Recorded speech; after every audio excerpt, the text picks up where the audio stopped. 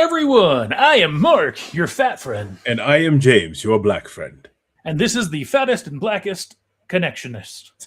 Whereistest, we talkestest. I can't even do that. About all the things that are interesting. Well, anything and everything, as long as it's interesting is to us. That's right. It is January 14th, 2026. We are live and interactive. It is 8:01 p.m. Pacific. You might hear my garage door opening. What's that? You're a little far away from your microphone. I said you might hear my garage door opening. Oh, your brother must be home. Yeah, I don't know why my car is still in there. Do you not pull all the way in? There's not enough room for two cars in that garage. Technically, it's a 2-car garage, but it's not. I mean, if you took the stuff out of there, you might be able to get 2 in. Yeah, but who's doing all that? So it's been another week, Yeah. and looks like you've got something to drink. Yep. I'll let you go first.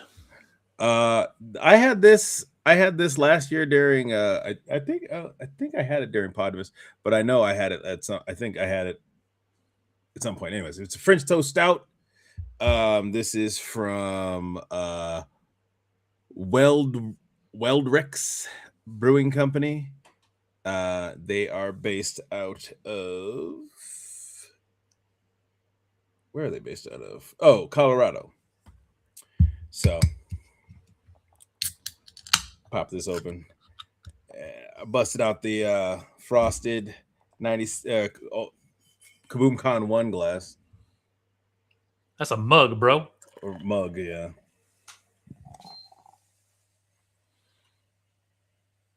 Oh, wait. Yeah. I got a lot of head on that one. But we'll get that fixed up. Anyways. Yeah. So what do you got? Are you going to try it? Oh, I mean, yeah, I'm going to, all right, I'll just try it out of the can. Yeah, that's good. Has that syrupy taste. A little bit of that vanilla. Well, tonight, I'm going to do my thing a little bit a la Podmas. And so, Podmas doesn't necessarily have to be in just the holidays. We can bring the Podmas joy to today. And what I have tonight is not wine. It's a holiday indulgence. And it just has to be good. And this is, of course, the Kirkland signature bourbon barrel aged Imperial Stout Ale. Now, the only difference between what I have and what's shown here is mine is a 2025 vintage. Yeah. When is it? Oh, that's a 2024? Yes. So aged a year. That would be gross, I think. Yeah. So beer on a Podmas? Yes. Costco beer? Also yes. Surprisingly serious? Absolutely. So it's an Imperial Stout aged in bourbon barrels. It has very high alcohol by volume, which means it's to be sipped and not crushed, James. It's 12%. Right. That's extremely high for a beer. Yeah, that's super high for a beer. So what does vintage ale imply? Well, to me, it means it should have a small batch feel. Right. Seasonal and built to be shared or savored slowly. Right. It's not a tailgate beer. This is a fireplace beer. Hold on. Okay. Now, what they're saying we should get on the aroma is a bourbon heat right up front, some vanilla, oak, and dark chocolate. On the first sip, we should get a thick, velvety mouthfeel, roasted malt, espresso, and cocoa. Bourbon warmth, not harsh, but present. And on the finish, lingering sweetness, slight bitterness to balance, and warming all the way down. Well, let's find out how much of that is true.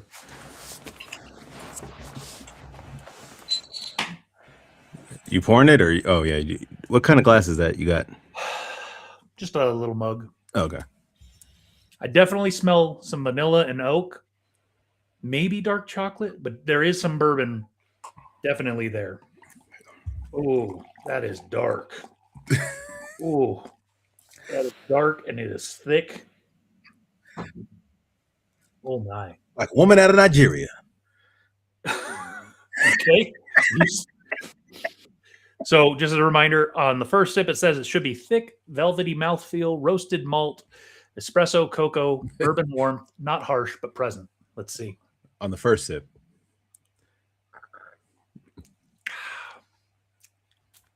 That is thick. What about the second sip? What's the second sip supposed to taste like?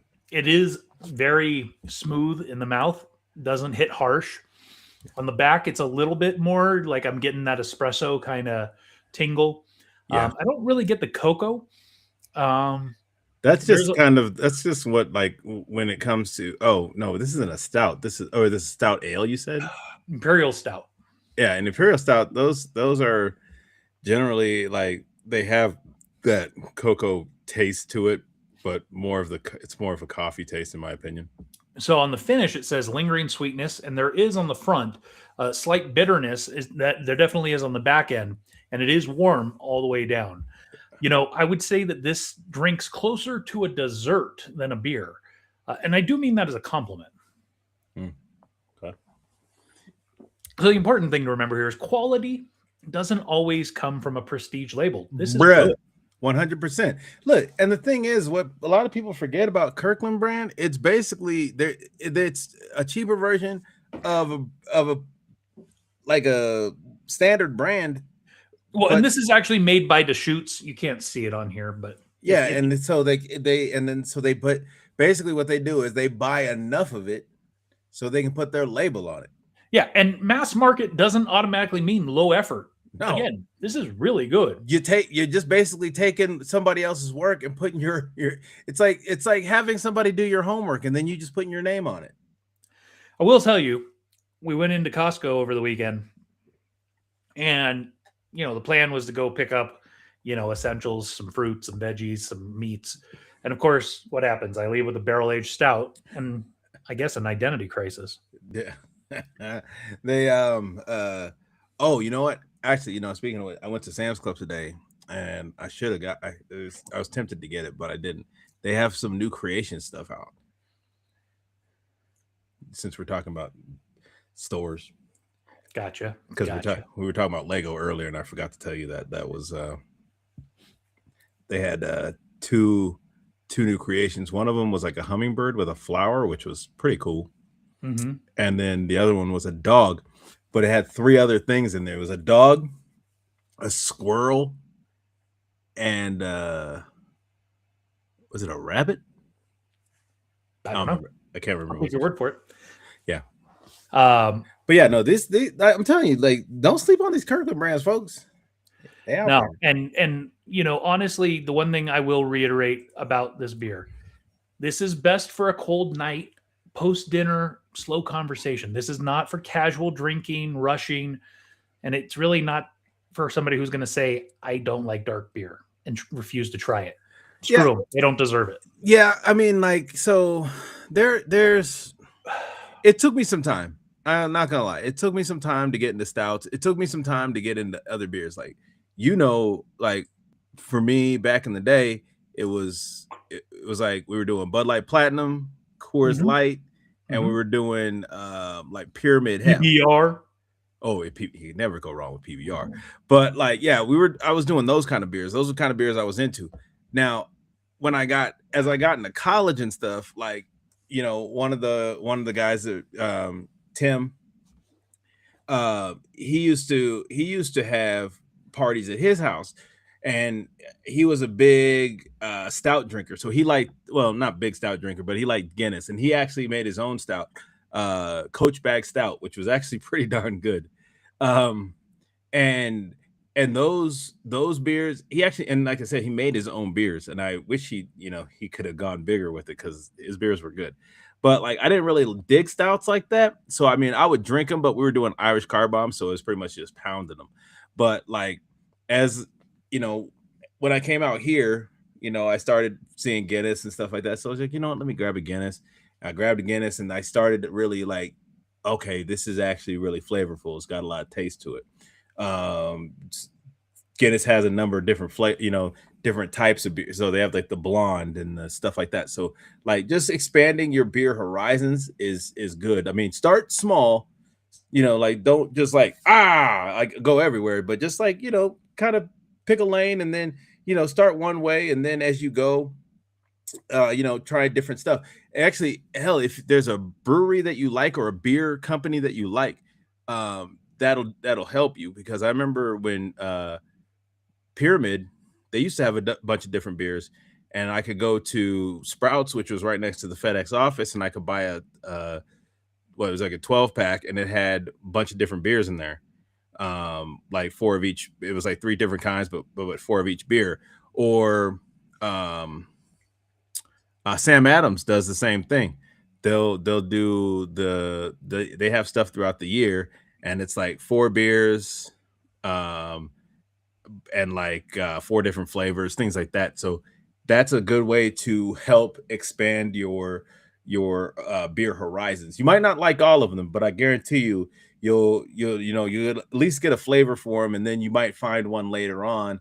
Like IPAs, I wasn't really into because they were too hoppy, but I found other IPAs that slowly, like, okay, I can handle this IPA, which got me into like a double IPA, which is even hoppier, but had a lot of flavor to it still. So it's just a matter of, just trying to expand those beer horizons, people. Absolutely. And speaking about expanding horizons, I think it's time for us to talk about and follow up on something we talked about last week. And of course, that is the NFL. So just recapping last week, you are ahead. You've got 5 points to my 4 points. Yeah. Which means you got 5 out of the 6 games correct. Yeah. I got 4 out of the 6. However, both of our Super Bowl picks are out of the running. Right. So it is time to pick for the divisional round who you think is going to win. So James, Bills Broncos. Bills Broncos. I'm going Broncos.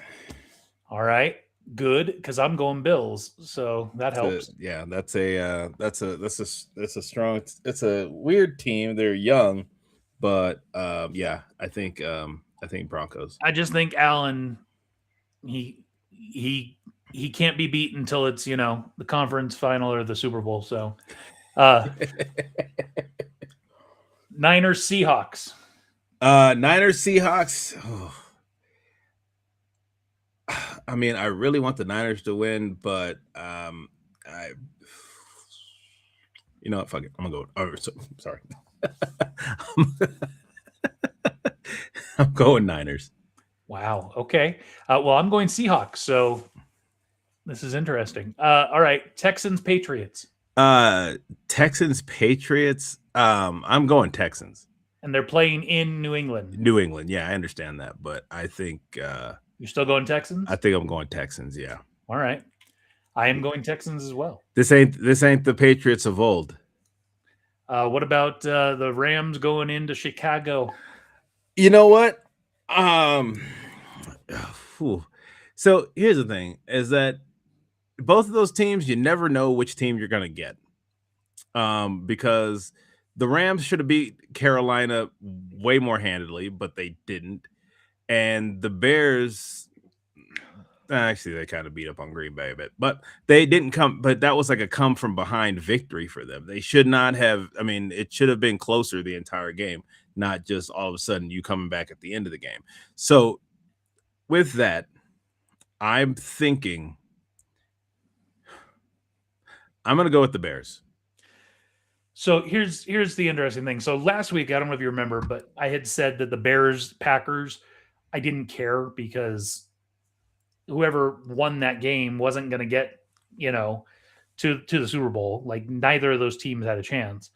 And I still stand by neither of these two teams have a chance to get to the Super Bowl. So whoever wins this one is losing to either the Niners or the Seahawks. Yeah. But I'm going with the Rams to win this one. Okay. So now you've got to update because your team out of the running. No. Who are you going for to win the Super Bowl? Who's your Super Bowl pick?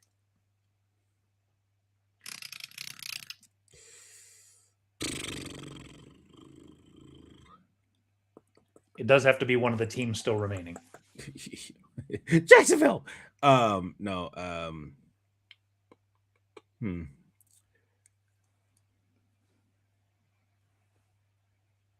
Well, while you're thinking on that, you think I'm gonna think about. I'm going with the Texans. I think they've got the D to beat, and I don't think the Broncos have enough offense to beat them. I don't think the Bills have enough offense to beat them. I don't think anybody in the NFC can beat them. So I think the Texans with their D are going to go all the way. You know, this has been one of those weird seasons. This has been one of those weird seasons where, like, the Niners, they shouldn't even be here in this position. They shouldn't even, like, because of just the absolute decimation of their lines. And they've lost Kittle. Yeah, and they lost Kittle. But you know, McCaffrey's still beasting out. Actually, I saw this video and it's basically like every time a Niners player goes down, their powers reverted to McCaffrey. So McCaffrey's entering like Super Saiyan mode. So there's a part of me that really wants the Niners to win just because to win the Super Bowl, just because they were the most likely team to do it with the injuries to their defensive line and their offensive line, and they've still been pulling out big wins throughout the season. So that's the reason why I'm going to go with the Niners to win the Super Bowl. Wow. Okay. It would just be, for me, it's a good story. It's a good story. If they do it, it's like, yo, that shouldn't have happened. I mean, okay. Like, look, the main thing is like Eagles fans were talking out the neck, bro, because I work with an Eagles fan. And yeah, he was going on and on and on. And it was like one of those things where it's like, I mean, which Eagles team is going to show up? And we saw which one showed up. Not the good one. You know, I could have supported you going with, you know, lots of teams to win the Super Bowl. There is no way they win the Super Bowl because they're likely going to lose another 5 players in this next game. They didn't lose 5. They only lost 1 the last game.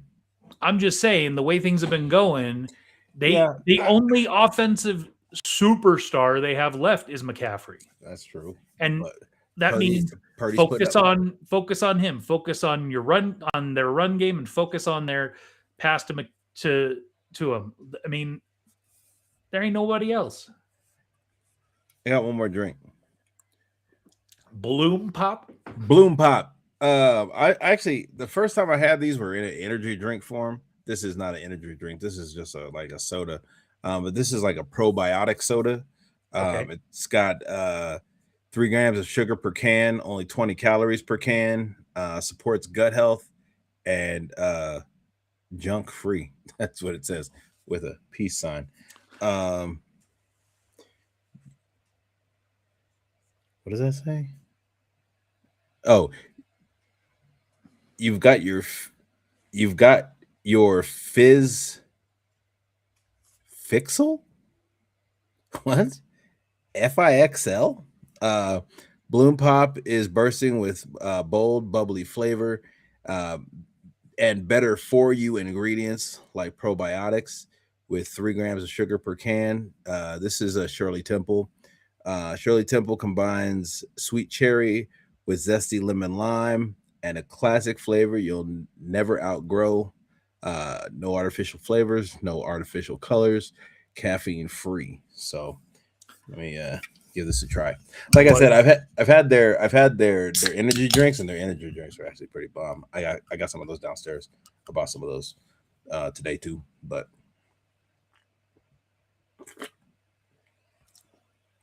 well, that's good.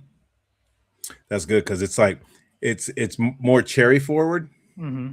Than like because you know the normal Shirley Temple is just like Sprite or whatever. Most of the time it's Sprite because depending on the restaurant you're going to.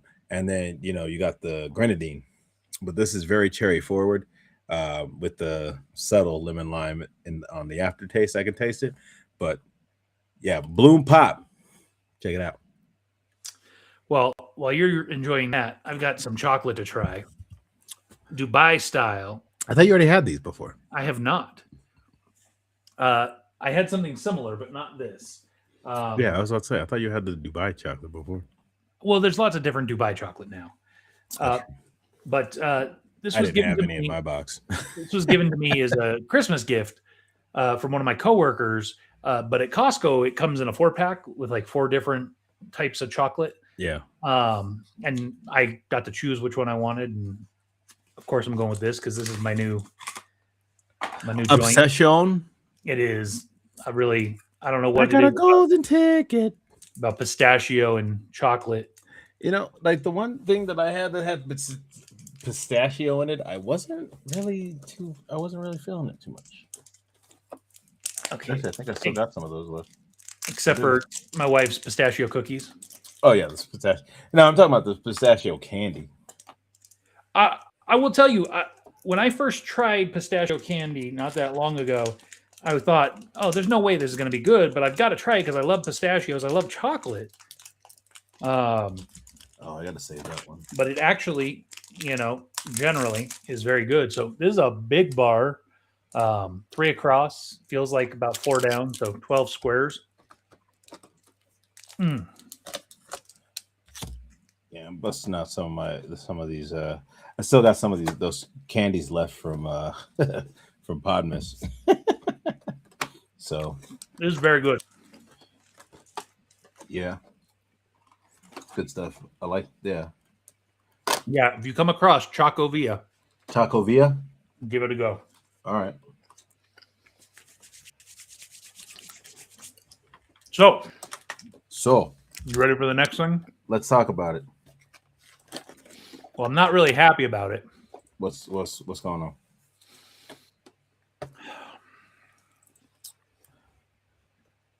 So yeah. What the hell? What the hell is this? This is the email we got. I'm going to read it. Dear valued guests and travel partners, we are committed to providing exceptional vacation experiences, both abroad on our ships and by taking our guests to some of the most sought-out destinations around the world. Although we try to maintain original itineraries as much as possible, at times, occasional adjustments are necessary.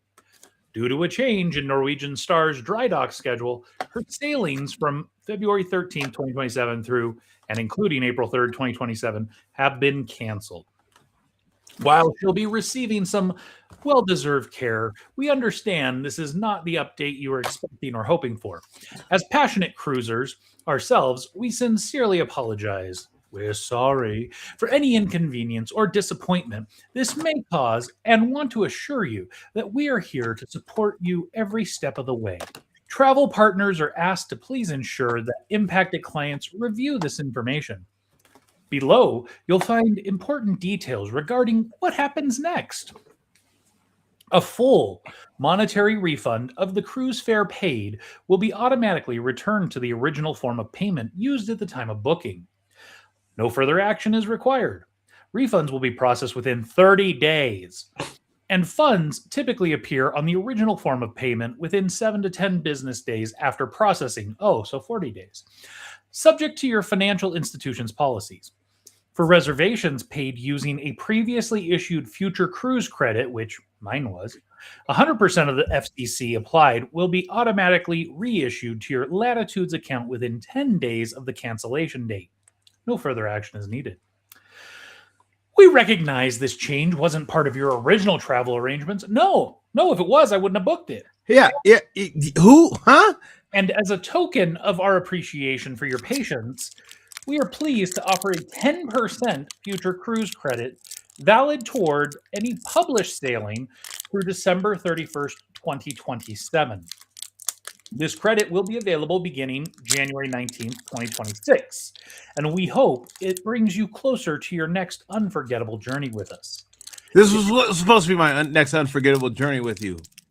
If you're still dreaming of that perfect getaway, yeah, because it's clearly just a dream now, we have some fantastic alternative sailings with a similar itinerary. Norwegian Star, January 9th through February 6th, 7-day Mexican Riviera round trip from San Diego, Cabo, and Puerto Vallarta. Norwegian Encore, February 28th to March 28th, 7-day Mexican Riviera round trip from Los Angeles, Cabo, and Puerto Vallarta. Norwegian Bliss, October 13th, 16-day Panama Canal cruise, because that's similar. Norwegian Joy, September 30th, 17-day Panama Canal cruise from Los Angeles. If one of these options or any adventure catches your eye, you're welcome to book now and apply your FCC once it's available. Our dedicated team is ready to assist you. Blah, blah, blah. So for those of you that have been following along long enough, you know that this is the second cruise that's been canceled. So we originally had planned to go on a Panama Canal cruise in March of 26. So we were going to be going in just a couple months. Right. That one got canceled. Right. And truth be told, at the time, there was a lot of, when it was canceled, there was a lot of things up in the air about what was going on with Panama Canal. The U.S. was talking about taking it back over. So I don't know if they just jumped to conclusions. But ultimately, it kind of, screwed us. So it was, you're canceled. Here is your cruise credit, whatever, your 10%. So I took it and I used it to go on a Hawaii cruise, which I tried to organize, but nobody seemed to want to go. I enjoyed it. My wife enjoyed it. My kid enjoyed it. My mom and grandma enjoyed it. Had a great time. I would absolutely do that cruise again, frankly. But it was like, okay, well, now we need to pick another one and try to plan to organize for everyone. And so we looked at, okay, let's just do a Mexican Riviera. It's close to where we are, right? West Coast. It's cheaper. It's not the cheapest, but cheaper. Yeah. So, let's take a look and see what's out there, right? And so ultimately we went with the Mexican Riviera cruise, and we started booking like 500 days out, or maybe it was even more than that, so that we could maximize the discount percentage, right? Because if it's more than 450 days, you get 15% additional off. Right. So now we're kind of SOL, and if we booked something in the same exact time frame, the same dates, we're no longer 450 days out, so we can't even get as a group 15+% off. Which, I feel like if they really valued us, they'd give us that, even because of extenuating circumstances. But yeah, I will say that's probably the thing I'm most kind of frankly peeved about in this situation, is that our cruise consultant hasn't even reached out to contact me. That's okay. That's what I was just, because when I saw the message the other day from Tyrus, and I said, what again? And I still haven't heard from Ian at all. That's a little disconcerting, because he should have been one of the first ones to contact us saying, hey guys, I want to apologize that, and actually that's kind of how he sounds too. But like, hey, I just got notification that the cruise that you guys booked was canceled. And I will say, I don't expect him to apologize. It's not his fault. Oh, well, of course, yeah. But I'm just saying along those lines, at least say something along, hey, the cruise was canceled. Do you want to take, here's a couple options. If you want around the same time date, if you want, or time period, if you want to look at those, I can see if I can do something to get you blah, blah, whatever. Yeah. So with all of that being said, I do want to still do a cruise. I'd like to do one in 27. That same date range works for me. There's not as many options. There's also a good option for me in October. And, a lot of this has to do with the fact I got a kid, right? And, whether I bring the kid or not, it's a whole lot easier if the kid's not in school to be able to do these things. Because, if the kid is going to stay at a relative's house or whatever while we go on cruise, then that's easier to organize than worrying about, is the kid getting to school every day? Yeah, right. So I wanted to pull up just to kind of take a little look-see and see what we see, what we're feeling. So this is all of the cruises available in either March or October of 27. And I know personally I would prefer to still be somewhere on that higher end, the 7-day cruise, but I'm kind of like at a place where I'm open to lesser, just because I'd like to make use of this cruise credit, because we lose it at the end of that year if we don't use it. Right. So let's just take a look and see if anything sticks out to you, James. All right. 5-day Bahamas round trip, Jacksonville, Great Stirrup Cay, and Key West. 4-day, which actually costs a little bit more, Bahamas round trip, Jacksonville, Great Stirrup Cay, and Grand Bahama Island. Just drop that off the list. No, thank you. All right. 5-day Bahamas round trip out of Jacksonville. Where's it going? The Bahamas. I mean, okay. Let's see. The actual itinerary states: leave out of Jacksonville, then you're at the Grand Bahamian Island, then you're at the Great Stirrup Cay, then you're at Nassau, and then you're at sea coming back. Okay. So, you do get three ports. Did I open up the right one? Yeah, that's the one. That's the that's the 5-day. Yeah. Yeah. So it's kind of misleading, I guess. Yeah. Just sail around the water and come back to Jacksonville. That's what I was like, what? And that's, again, on an older ship, the Norwegian Dawn. Yeah, no, thank you. 5-day Caribbean round trip, Orlando, Great Stirrup Cay, and Dominican Republic. I'm not too interested in Dominican Republic right now. Yeah, sure. Huh. Then we've got a 5-day Caribbean from Orlando that includes Puerto Plata and the Great Stirrup Cay. 5-day Western Caribbean from Orlando. This one caught my eye because I think it could be fun, but it's close to home, so hopefully we wouldn't have to spend too much on travel. This is a 6-day Pacific Coast from Vancouver to Los Angeles, which also includes Victoria. And you didn't get off the ship in Victoria when we did the Alaska cruise. Right. Oh, so we'd be flying. We'd fly up there to come back. So we would fly to Vancouver, leave out of Vancouver, and then we'd end in Los Angeles and fly back. Okay. So this is day 1, you're in Vancouver, do whatever you want, hang out. Day 2, so you do get to sleep on the ship that night, which is interesting. And then day 2, the ship leaves at 12:15 in the morning. So that's why day 1, you're in Vancouver. So do whatever you want. Just make sure you're on the ship probably by 9 o'clock or whatever. Wait, but what's this? Oh, what's that? Part 2. Yeah. So day 2, you leave Vancouver at 12:15 in the morning. You arrive in Victoria at 8:30. Oh, and then you're in Victoria until 4. Sorry. So you go to bed, right? You wake go to up, bed after disembarkation, because of course you want to be up to party, right? Right. And you get a good solid 7 hours of sleep in, and then you're in Victoria and you go take in the town for the day. Right. Then day 3 is in Astoria, Oregon, which I think is interesting. That's 7 a.m. to 5 p.m. So that's a good solid day. Then you have a day at sea.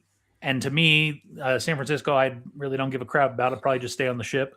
Or maybe, depending on where it's at, I might go check out, Pier 39 because it's right down the street. Yeah. But otherwise, I don't really have any interest. And then you got another day at sea, and then you disembark in Los Angeles. So again, this is LA.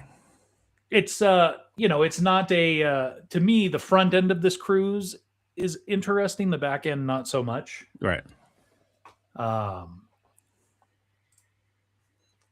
Let's see what else we got. We've got 7-day Caribbean round trip. We got a bunch of 7-day Caribbean round trips. Is this one out of Philadelphia? No way. Yeah, it sure is. Yeah. Philadelphia to Bermuda and back. No. That's 3 days at the Royal Naval Yard in Bermuda. I'm good. I don't know how much there is to do there, but I'm cool. I'm really cool. Let's see. More 7-day Caribbean, 7-day Mexican Riviera. So similar to the cruise we were doing. 7-trip Bermuda, Halifax, out of Boston. 8-day Caribbean. 7-day Canada and New England round trip. Eastport and Halifax. You want to go hit up a 7-day Mediterranean, Florence and Marseille. Also includes evidently Rome. 8-day Bahamas, 7-day Bermuda, 7-day Alaska, 7-day Europe from Lisbon to Barcelona, 7-day Caribbean. What else we got? 7-day Mediterranean from Barcelona to Rome, which includes Nice, Florence. 7-day Mediterranean from Barcelona to Rome. 7-day Caribbean. This is actually one that stood out to me. So this is on the Aqua, which is one of the newest ships. So this one leaves out of Miami. You have a day at sea. Then you're in Puerto Plata, Dominican Republic, which I don't love. Just stay on the ship for me. Then you go to St. Thomas, which is one of the U.S. Virgin Islands. Then you go to Tortola, which is a British Virgin Island. Then you have a day at sea. Then you have a day on Norwegian's island, the Great Stirrup Cay. And then you're back to Miami. This one caught my eye because, again, it's on the Aqua, which is one of the newest ships. And it's, for a 7-day cruise, it's not a terrible price. Thoughts? Yeah, I mean, I kind of dig it's on a newer ship. That's good. Again, more Hawaii, Caribbean.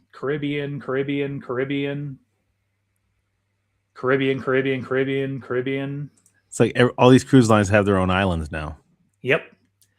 Caribbean, Bahama, Mediterranean, Greek Isles from Athens to Venice, Santorini, Olympia, and Croatia.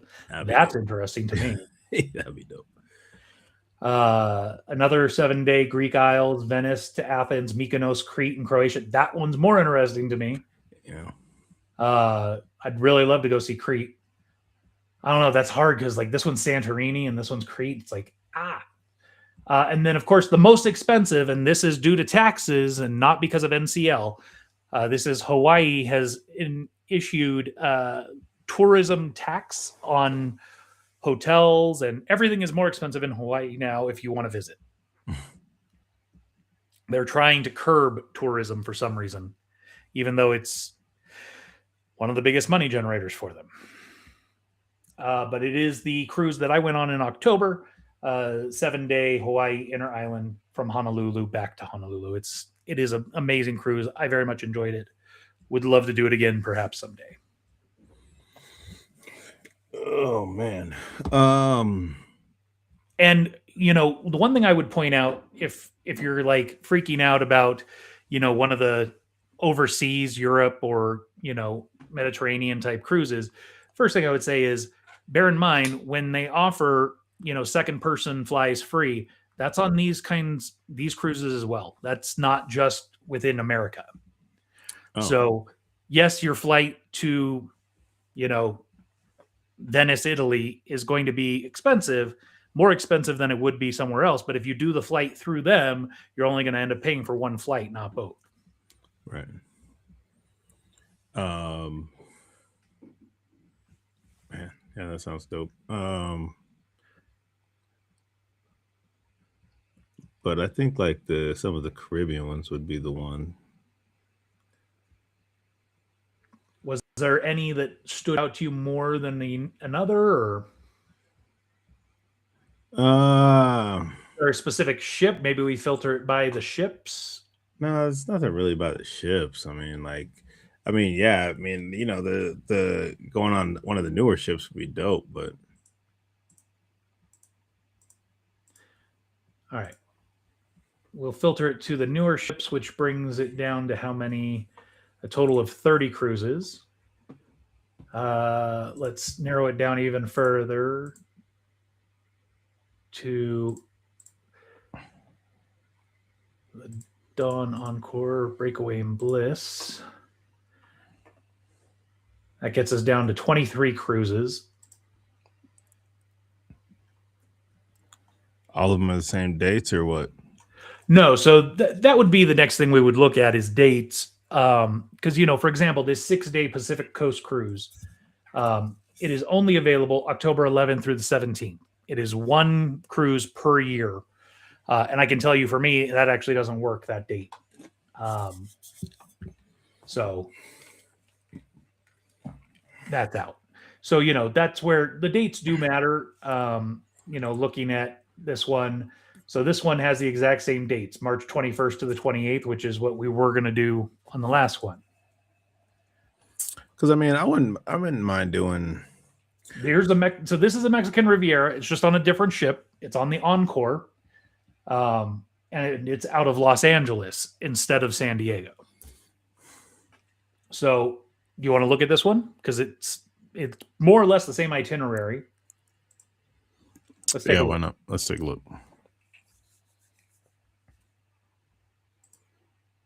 All right, so this one, it's out of Los Angeles, day at sea, Cabo San Lucas, Mazatlan, Puerto Vallarta, 2 days at sea, you're back. So it's pretty much the exact same cruise. You're just going out of Los Angeles instead of San Diego.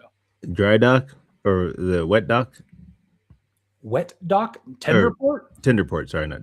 Yeah, Cabo's always a tender port. Okay. It was before. So this is the exact same cruise, just out of a different location, same exact dates that we were looking at. Just a different ship. Backwards. Huh? Isn't it backwards? No, it's the same. Cabo first, Mazatlan, Puerto Vallarta back. Okay. So let's take a look at the ship because it is different. It's the Encore, which the Encore is going to be in line with the Bliss, which we went to Alaska on. It's got a capacity of 3958. It was recently refurbished in 24, so we know this one won't get canceled. So, of course, there's the free at sea, open bar, 3 dining, Wi-Fi package excursions. It's got, complimentary dining, the local bar and grill, American Diner, Garden Cafe, Savor Taste, Manhattan Room, and the Haven Restaurant. That means there's a Haven. Specialty dining, we've got Cagney Steakhouse, Q Texas Smokehouse, Food Republic, Teppanyaki, Le Bistro, Palomar, Norwegian's first ever Mediterranean restaurant. Oh, interesting.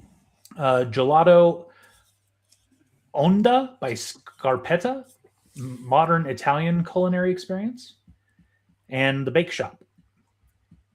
What else we got? We got a bunch of bars, the Vibe, Atrium, Horizon, Maltings Whiskey, Observation Lounge, 20 bars on this one. Skyline, Social Comedy and Nightclub, Spice H2O, Studio Lounge, Sugarcane Mojito, James. That's all I needed to know. A-List Bar, Cavern Club, Stellar's Wine, District Brew House, Haven Lounge, Humidor Cigar Lounge, Local Bar and Grill, Waves Pool Bar, Mix Bar, Starbucks. As long as they got the mojito bar, I'm good. Activities, they've got the behind the scenes crew tour, aqua park, arcade, barbershop, casino, entourage, guppies, kids aqua park, speedway. Oh, nice. Perspective Photography Studio, Portraits, Pulse Fitness Center, Splash Academy, Galaxy Pavilion, Hair Salon, It's the Galaxy Mandarin Pavilion. Spa and Salon, and Photo Gallery. It's the Galaxy Pavilion. Step inside the Galaxy Pavilion and explore a virtual reality world unlike anything you've ever seen. Immersive VR experiences and thrilling simulator rides are just the beginning. It is an additional cost.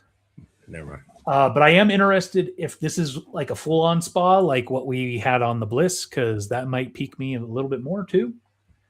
Because the ship we were going on before didn't have that. Entertainment, they've got a comedy club, cavern club, encore theater, Deal or No Deal, Wheel of Fortune, comedy club, nightclub, Choir of Man show, Famous Riff show, Icons the band, Welcome Aboard show. The spa, let's see, Thermal Suite Voyage Pass. Yep. This, do they go into more detail about the spa here? Probably not. Just all of the services. Yeah. Shopping, Effie Jewelry, Park West Gallery, Sandbar, Tides, Time Zone, Trade Winds, Photo Gallery, Beauty Shop, Treasures. Let's take a look at some staterooms. So you know me, I'm going straight to the Haven. Cheapest Haven option on this ship is Haven Penthouse Suite with balcony. Let's take a look. So nice, good sized balcony. You've got a bathtub in your room. So this is basically the same room I had on the Bliss. $48.29 per person. Obviously, we've talked about this before. The Haven is a first-class experience. It is expensive. So I'm not going to try and play it down. But you've got your own exclusive restaurant with high-end food, fine dining. You've got your own exclusive bar, lounge, your own exclusive observation deck, your own exclusive pool, hot tubs. I mean, you've got a butler in your room. You've got, you know the deal by now, James. It is an experience. So it is very expensive. So I don't want to say it's for everyone. A balcony on this one though is not bad. It looks like $17.39. You had on the previous cruise that we were doing, you had an aft balcony, right? Yeah. So on this one, now you had an aft balcony suite, if I remember correctly. Yeah. So they don't have an aft balcony suite on this one, but they do have regular aft balcony rooms. So you wouldn't have, the exclusive restaurant and the butler and all that stuff. And that's $20.79 per person, which is less than what you were paying before by almost $1,000 per person. Yeah. So let's take a look at this room. Yeah, so significantly narrower, right? It's basically a bed, a couch, and a little. Is there no Haven aft balcony? I'm kind of surprised by that. Oh no, there is. There is a Haven aft balcony for twice the price. Yeah. Oh. But also, it's a significantly larger room than what you had. Right. So. Yeah. What are you thinking? Is this the one we want to maybe push on, or? Well, let's take a look at the. Let's go back.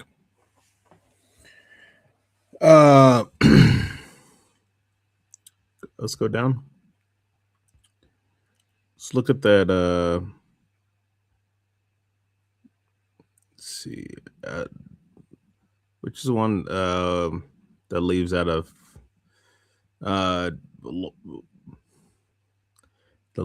like Orlando and goes down. I would like to see what their islands got. Do we have any that's not? Do all of those include Dominican Republic and all the? Oh no. So this one here.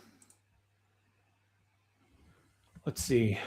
This one here leaves out of Orlando, goes straight to the Great Stirrup Cay, which is their island. Mhm. Then you have a day at sea. Then you go to Ocho Rios, Jamaica. Then you go to Georgetown in the Grand Cayman. Then you have a day in Cozumel, Mexico. And then a day at sea, and you're back in Port Canaveral. But from a dates perspective, let's see if this even works. Oh, never mind.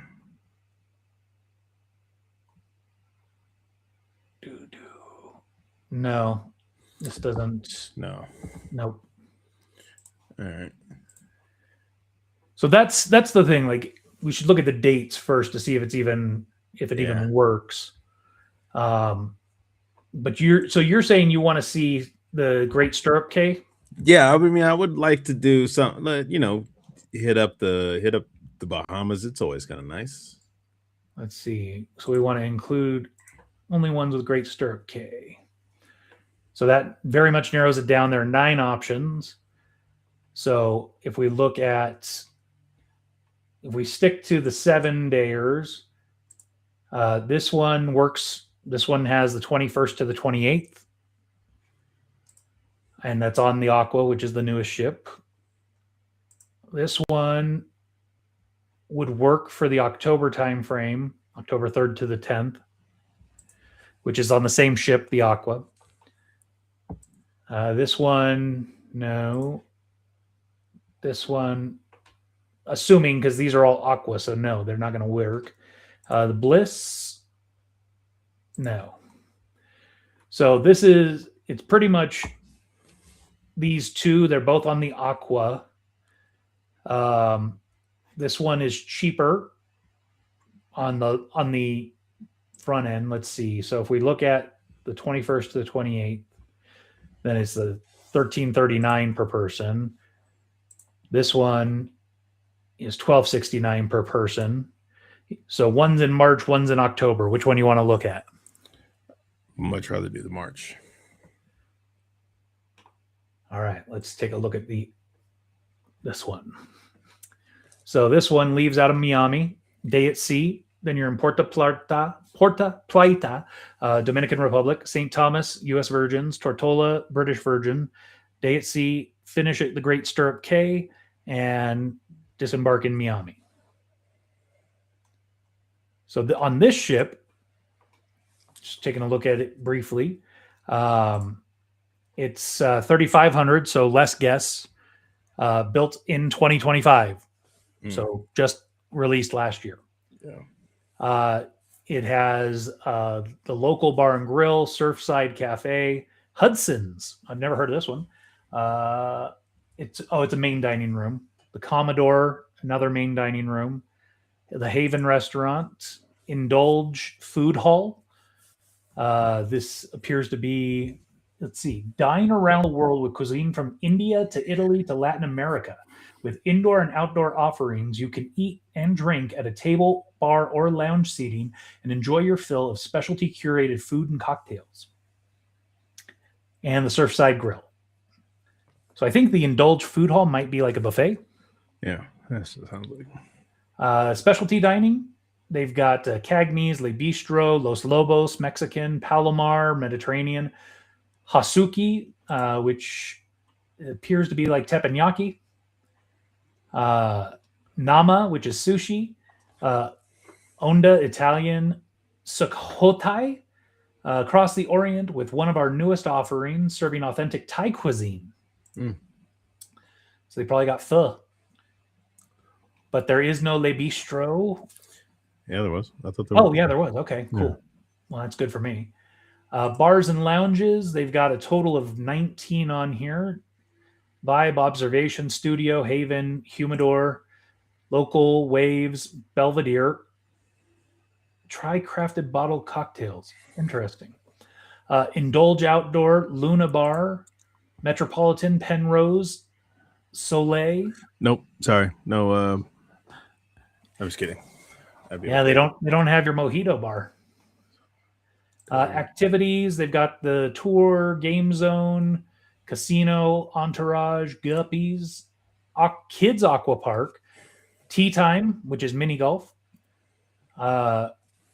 Perspectives, professional photos, Pulse Fitness, Splash Academy, Aqua Slide Coaster, Game Zone, Glow Court, Infinity Beach, La Terraza, Mandara Spa and Salon, NCL Super Selfie, whatever that is, Norwegian's Aqua's Digital Library, Ocean Boulevard, Ocean Walk, Penrose Atrium, Photo Gallery, the drop slide, which I absolutely want to do. I've seen this. It's not a water slide. You just, if you want to get down, yeah. The Haven Sun Deck, and the iConnect Internet Cafe. Entertainment wise, they've got Aqua Theater and Club, Deal or No Deal, Wheel of Fortune, Crazy Sexy Cool 90s Nightclub. There you go, James. Oh, 90s nightclub. All about that life. Elements, The World Expanded, Livin' La Viva Loca, Ocean Music Fest, Revolution, Celebration of Prince. Ooh, okay. Sid Norman's Poorhouse, and Sid Norman Presents Rumors, which features the cast of Fleetwood Mac. The Broadway Cabaret, The Price is Right Live, and the Welcome Aboard Show. They do have the Thermal Suite Voyage Pass. I'm not going to go through all of that. Shopping, boom. Let's take a look at the rooms. Yeah. So they have a Haven. They have suites. They have club balcony suites, balconies, ocean view, inside and studio. All right, let's choose dates so that we can actually look at the rooms. So March. So this one is, where did it go? March 22nd to the 29th. It's a Sunday through a Sunday. That's 26. Huh? You just hit 26. Oh, did I choose the wrong year? Yeah. Crap. Hold on.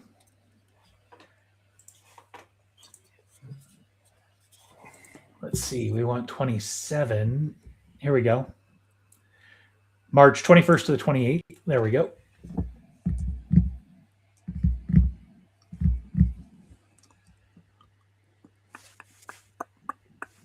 All right.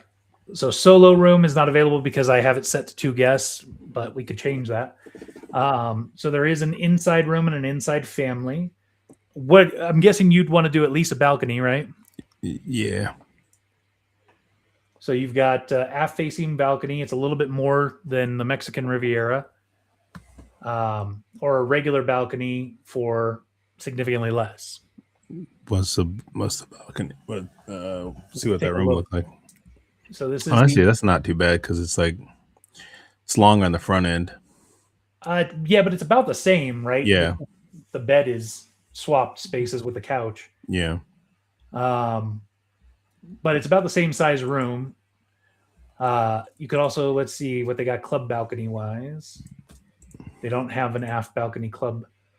And of course, the Haven aft balcony is only, look at that balcony though. Whew. Yeah. And you've got your own hot tub out on there. No.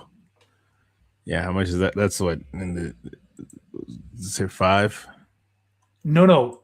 9,300 per person. Oh, no. Oh, it says from 5. Okay. Yes. So the cheapest Haven room is Haven Penthouse with balcony. Oh, there's a Haven aft facing with master bedroom and large balcony. So that one's a little bit cheaper, 6,300. Let's take a look at this Haven Penthouse with balcony because this is probably what I would want to see.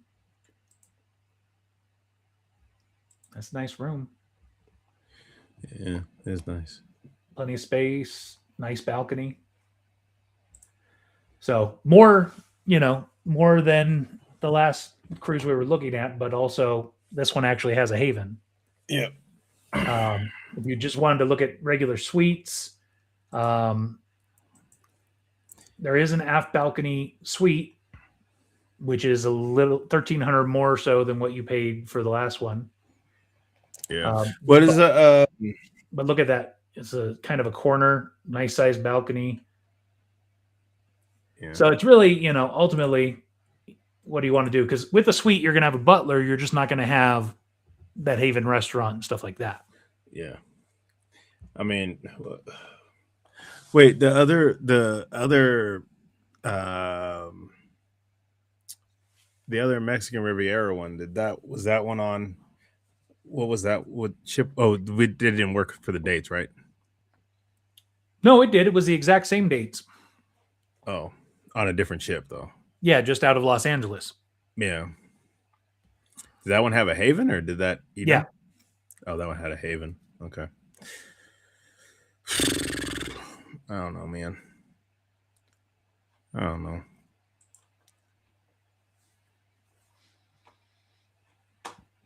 Well, let's think on it. Let's try and figure something out sooner than later. And yeah, absolutely. Absolutely. But I thought to round out the end of the show, I thought it would be interesting. We've been talking about Legos lately, and I thought it would be interesting to look at some of the newly announced Lego sets and play a little game just to see how good you are at pricing. Oh. So, of course, Pokemon now officially coming to Lego. And I'm an Eevee fan. So that is 587 piece Eevee. Head moves, tail moves. How much you think that one is? That one. How many pieces? 587. I'm gonna go 25. $59.99. Cheapers. Oh, Pokemon. I should have. Yeah, forgot it. Pokemon. Next up, we've got Pikachu and a Pokeball. This one is 2,050 pieces. Not a fan. That one looks like it's gonna be around like 70, 75. So the last one was 587 pieces for $60. This is 2,050 pieces. Oh, no. So what, like 100? $199.99. Nope. That Pikachu looks weird. This next one is, frankly, very impressive looking. Here it is. Ho, ho, ho. So this is Yo, Charizard, and Blastoise. That is dope. This is 6,838 pieces. Yo, that has to be like 400. $649.99. Cheapers. I'm not a Pokemon guy, but I saw this set and I was like, God. That is an amazing set. That looks. And each of the Pokemon can actually be taken off of the base. Yeah, that's. Whew. Man, that looks awesome. I can only imagine that all of the Pokemon and Lego nerds, Lego nerds that love Pokemon, they're going to be getting this. I mean, like, if I could figure out a payment plan for that, yes. Goodness, it was 700 bucks for that? Oh, 650. So, yeah. So, probably with taxes and everything, 700. Yeah. So, you'd basically need to do Klarna for like $175 a month. Yeah. This next one I picked, it's new, so that it fell into the criteria, but I selected it because it made me think of you. Yo, they got a new airport out here? Yep. New airplane. It's got a little security booth. You can see it down here where they're scanning somebody. Yo, that's horrible because it shows an X-ray and people are already afraid of those machines. Oh, it's X-ray. No, it's not, but whatever. So this is 887 pieces. How much do you think?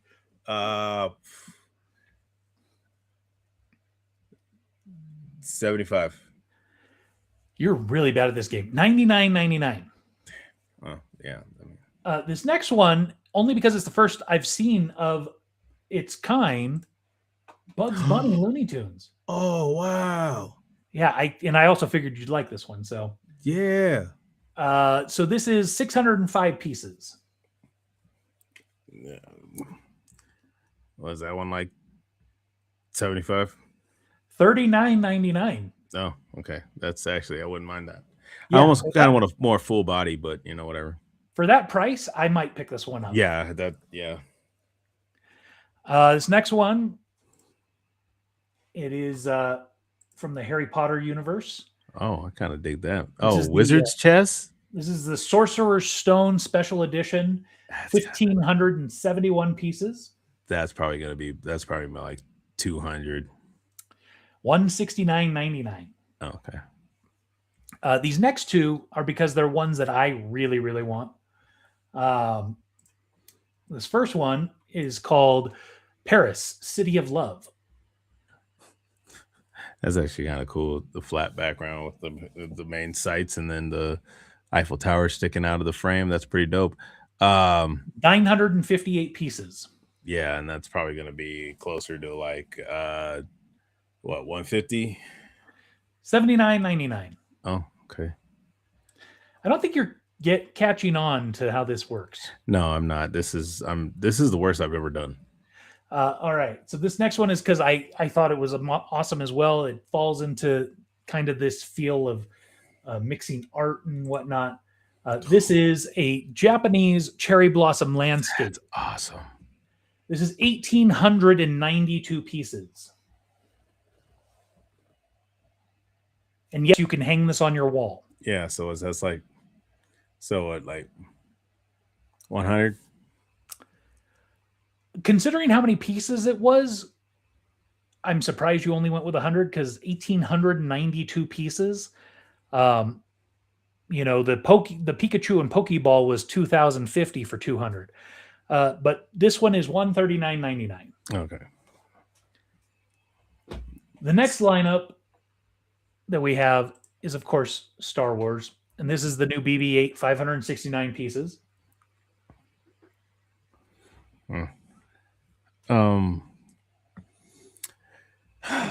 BB-8's gone down. I think so, and that was probably like 89. $89.99. Boom. Which is surprising when you think about the piece count. This one has 569 less pieces than the Eevee. Yeah, but the Eevee's also got I'm seriously think it's the Pokemon factor on that one. I'm just saying, I would have thought the Eevee would have been more than 60 if this is 90. You know what I mean? Yeah, that's true. Because the Pokemon lineup is new. Star Wars has been around for a minute. Right. But that's also a BB-8. That is also like a part of that other collection. So it's like got the stats on it and everything else. So this is a Venator class attack cruiser, 643 pieces. It's a very small scale. Yeah, but 59 or no, but that's 59. 75. $79.99. Okay. You're getting better. Yeah. Next up, we've got an AT-AT, which has small. a Y-wing flying around it. That looks tiny as hell. With the string, that's kind of cool. 525 pieces. 525 pieces. 65. $64.99. I would have been over on the Price is Right. So these next three are Star Wars, but are also a part of the new Smart Play series. Oh, okay. So keep that in mind. Right. So this is Darth Vader's TIE Fighter, 473 pieces. What I'm gonna say, like comes with one of those bricks. 90, like 90. $64.99. Oh, actually, way cheaper than I thought it was gonna be. Okay. That's way cheaper. We have Luke's Red 5 X-Wing, 581 pieces. And this one also comes with one of those AI bricks. So I'm going to say the same price. I'm going to say about 65. For 100 plus more pieces? How many was the last one? The last one was $473. This is $581. Oh, then that's $10. So you're saying how much? 75. $89.99. I mean, what? How many? Hold on. Go back to the other one real quick.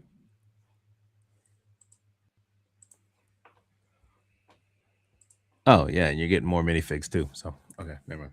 Yeah, this one has 2 minifigs. This one has 5. Yeah. So okay, yeah, it makes more sense. Yeah, okay. Is that brick in the same? Is that brick in the middle part where it would like in front of the R2 unit, which I absolutely did not like? What? When they were doing a demo of it, they had the brick was in front of the R2 unit, which I hated. I don't know. Maybe that's just where it goes on the design. Yeah, maybe. Last one. How much was that one? What? How much was the last one again? This one was $89.99. Okay, cool. So this one is the Throne Room Duel with an A-Wing for some reason. Huh? 120. So this has 962 pieces. It comes with 2 of the AI bricks. Yeah, so 120. $159.99. Damn. Yeah. So the ones that they showed in the demo videos are the Star Wars ones that they actually have. Yep. Yeah. Interesting. And of course, this comes with 5 minifigs. I don't like these like dual setups that they have now either. Actually, it comes with 6 minifigs because there's somebody in there. Yeah, I'm not liking this whole setup like with the like, oh, you put them on the stands, you can fight. It's like, no, no. Not a fan. All right. Last thing to talk about tonight. You ready? What do you think it is? Mm-hmm. Oh, yeah, new trailer. Duh. Should have known. Yes. So King Umbaku. So we've got the Wakandans and the first family of Marvel. Which is weird to me that they did this. So it was the ending for me that was like, we already know that the Fantastic Four is going to be in Doomsday. We got that at the end of Fantastic Four. So but the nice thing was is it going to be the Wakandans that are the first to meet them? Because that's what it seems like. First question I have is this scene. Where is it taking place? Yeah, because that is not Wakanda. That looks like a desert. It looks like a desert. Does not look like Wakanda. Does not look like anywhere around Wakanda. I'm wondering, is this even taking place on Earth? Because clearly, we know something that might be coming in the future of the MCU, which is Battle World. Could this just be a big head fake that this is not even Earth? No, I have a feeling it's Earth, but is it our Earth? Is it Earth 616? I mean, I feel like it's 616, but because is this our Shiri? Is this our M'Baku? Is this our Ben Grimm? Like, you know. Well, that's the Ben Grimm from the whatever world that world was that? How do you know? I mean, it could be that world. How do you know? How do you know that it's not a Ben Grimm from another universe? Well, like they have I'm just saying, if they're introducing the one from Fox, that's fine, but that's the Ben Grimm from the Fantastic Four movie. My point in what I'm saying is it's the costume, because the costume, I'm going off. I'm just saying. So that could be a Wakanda in that world, but the thing that's with Namor, and the whole look like kind of the same area, but just desert.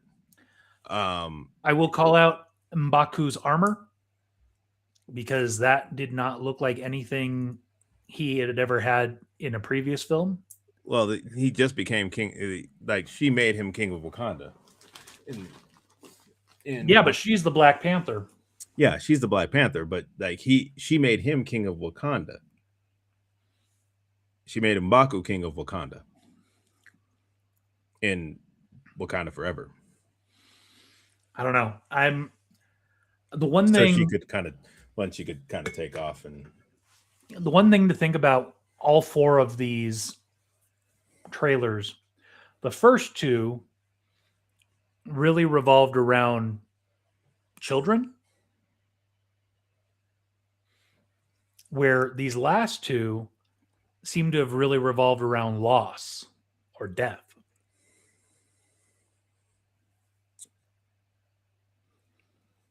yeah, So it just kind of makes me wonder. life and death. Yeah. Yeah. The other thing that came out and hasn't been confirmed by Marvel yet, but sounding like it's probably true, you know that Endgame is getting re-released a month before Doomsday comes out, right? I didn't know about that. Yeah, so Endgame is going to have a re-release in theaters a month before Doomsday. And evidently there's going to be a new post-credit scene.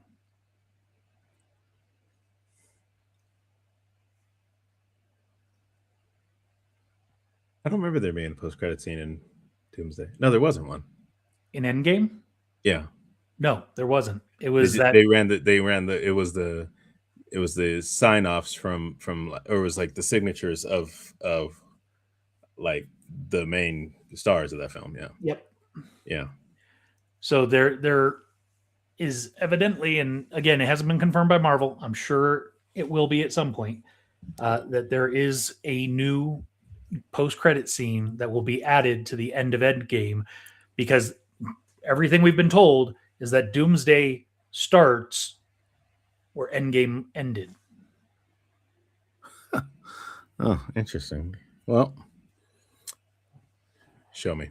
Which means everything that we've seen over the last 7 years or so since Endgame came out hasn't meant anything.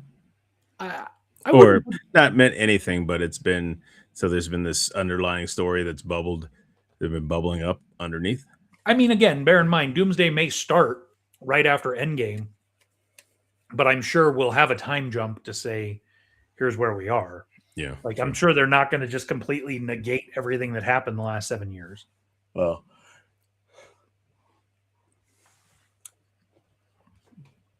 thoughts? No, I mean, I'd see Endgame again for sure.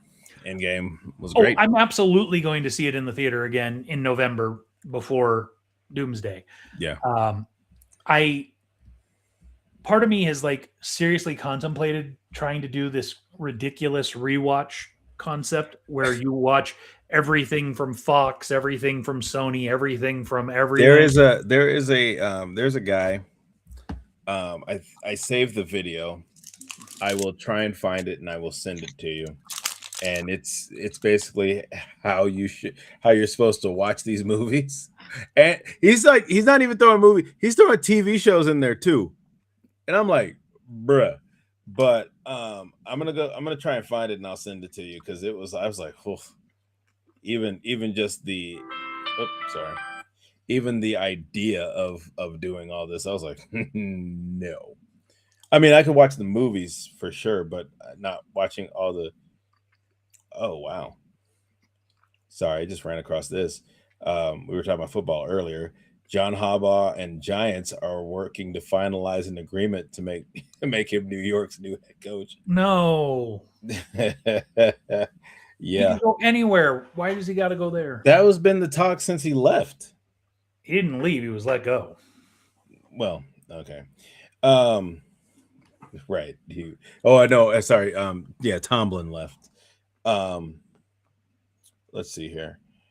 I'm gonna try and see if I can find this. I know I saved it, but yeah. So he was basically talking about how you should watch leading up to it, and I'm just like, man, that is very intense. That is very. It's a lot. So I figure we're here on the back end of the show. Um, People are probably like tired of listening to us talk, anyways. But I wanted to ask you just because I wanted to kind of get your thoughts, input.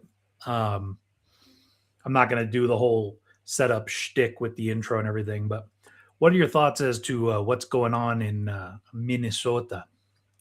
Have you been following along? Do you have any clue what I'm talking about? Yeah, I know what you're talking about. Um, just pretty gross. All around, one way or the other.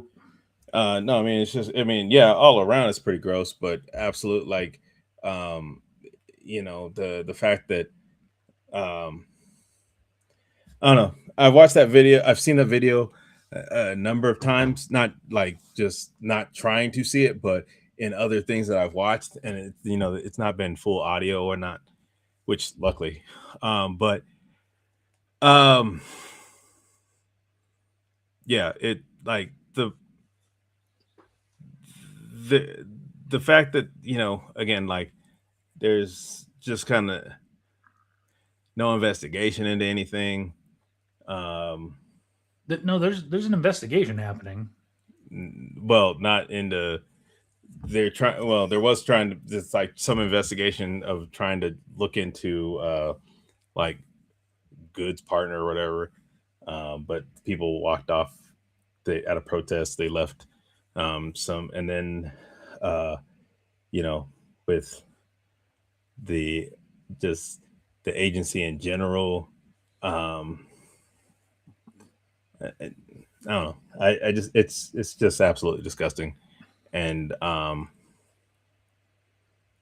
yeah, and something needs to be done. It's becoming too and then like especially like where now. So When you here's the say fun. something needs to be done, what do you mean? Because I I think like this is where I think you and I probably differ in that it cuts both ways, right? Um, and in no mean am I, to be clear, am I saying anyone should ever die? Period. However, um, you have a right to protest. There is a way to protest that is legal protest. Driving a car and blocking authorities, whether you agree with what they're doing or not, is not legal protest. Shooting fireworks at authorities, whether you agree with what they're doing or not, is not legal protest. Um, so when you say something needs to be done, I agree. Something needs to be done both ways, right? Tactics need to be looked at more stringently. Now, to be clear, the officer involved, uh, he's not new, right? He was with Border Patrol going back to I think 2004. Came to ICE in 2015, so he's it's not like he's new on the job. Apparently, there's been complaints against this dude already. Apparently, according to Uh, I, and it was reported today that evidently the injuries he did sustain from the incident resulted in internal bleeding, where some were trying to minimize it and say, "Oh, it was like as if he shut a refrigerator door with his hip." Like, okay, I don't think that's ever caused me to have internal bleeding. So, I think I agree with you all around. This is bad. I think, unfortunately, what is being perpetuated is an echo chamber on both sides, uh, only defending their side rather than trying to look at reality in the middle. yeah, yeah, I think the whole thing is just kind of like I don't know, man. I just feel like everything is we've hit a new level of uh, in everything. I just feel like yeah, nobody should have died. Nobody should have died. Um, the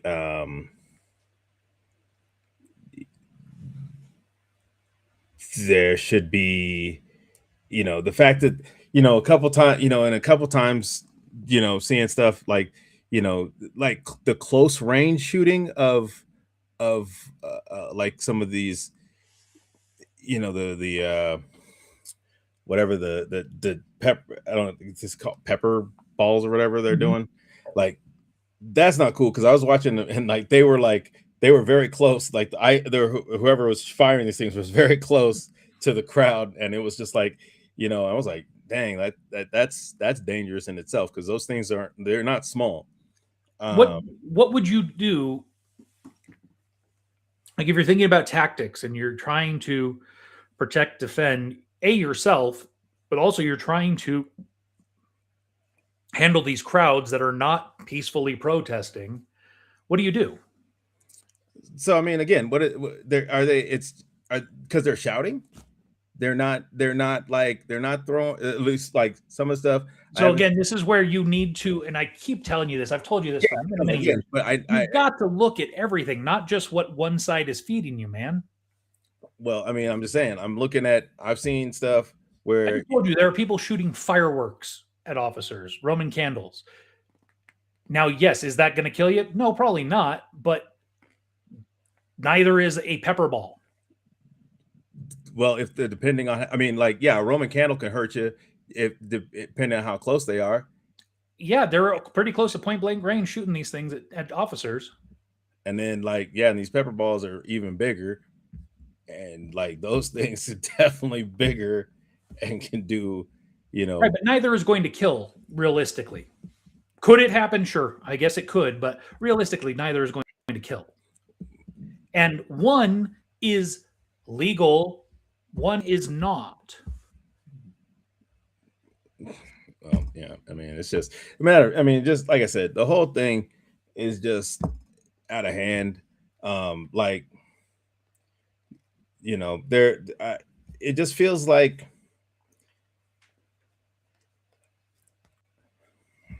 I don't know. I mean, there's some of the stuff I've said before. I've not with you, but I've said in other conversations is that I understand why they're wearing masks, but at the same time, if you were doing things the right way, you wouldn't have to hide your face. I feel. Here's a point that I think is immensely valid that people tend to forget for some reason. And I watched this clip earlier today. Back in 2015, this was before Donald Trump was in office. CNN went for a ride along with ICE, and they were in Chicago. So again, not a border city, right? Not a border state. Well, Canada, I guess, but uh, they did a ride along with ICE and watched ICE do their job of ultimately apprehending someone. Okay, and the person that they apprehended that day with CNN there was actually an American citizen. And CNN at the time, 2015, Obama is in office. CNN broadcasted it, didn't cast any dispersions on them, and actually, in their own reporting, said sometimes mistakes happen. Almost playing it off like, oops. Fast forward a year, and ICE is the Gestapo. So is ICE bad, and is what ICE is doing bad, or is it because people don't like Orange Man bad? I think it might be a combination, but also like it just feels like, yeah. I mean, and then again, I think it's because now there's, and at that time, they were doing. It wasn't. I think maybe because it wasn't as talked about, it wasn't as in the forefront. But then, like, just the number of oops seems to be a lot. Would you agree that people who have committed crime should be taken off the streets? Yeah, And that's regardless of whether they're legal or not legal. like if they're legal, if they're born, they need to be put on. They need to go through everybody. I think everybody needs to go through the process of like the trials and all that kind of stuff. Put in jail.